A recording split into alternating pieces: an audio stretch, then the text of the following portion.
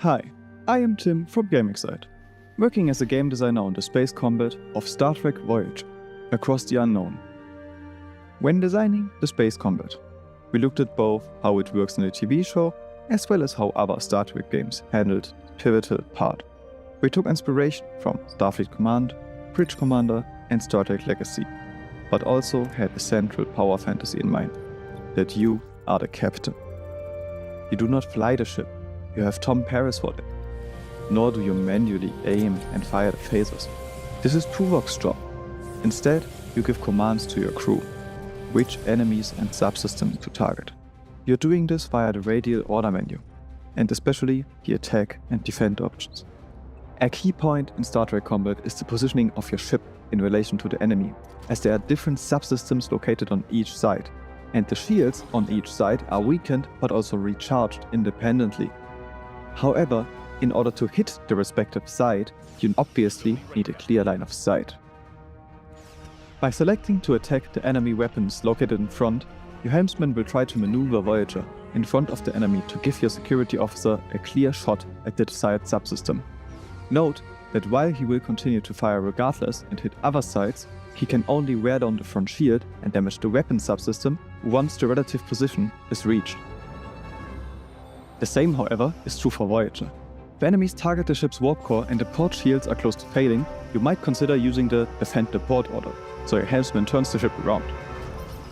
Once your currently selected enemy is no longer able to shoot at your port shields, they will slowly recharge and you can make some necessary repairs to the underlying subsystem. Again, your security officer will keep firing, but is likely no longer able to hit the enemy's weapons due to a lack of direct line of sight. So, are you risking taking critical damage to deal the final blow, or will you abort the attack? While phaser fire has a certain bleed-through ratio to deal damage even through shields, torpedoes can only deal devastating damage to the hull once shields are down. As timing is key to hit the correct side, and supplies limited, you need to order firing torpedoes manually. Other parts of the radial menu involve the option to flee combat, which is only available once either enemy's warp engines are disabled, or if your cloaking device is ready, only if you have one, as otherwise they would follow you easily, or the option to surrender by giving your enemy resources. However, be aware that not every enemy would accept a surrender. In addition to the command menu and the manual firing of torpedoes, you also need to give orders to your bridge crew when to use their special abilities. Before each fight, you select up to 3 from a broad variety. Paris, flying an evasive maneuver to dodge incoming attacks. Belana, overcharging the warp core to give you more energy to use. Or even 7 of 9 firing a Borg-confused torpedo. But there are many more to explore. As skills have a certain cooldown and often work best in a certain situation or order, for example, unleashing Tuvok's double shot once Harry hacked the enemy shield frequencies, timing these skills is crucial.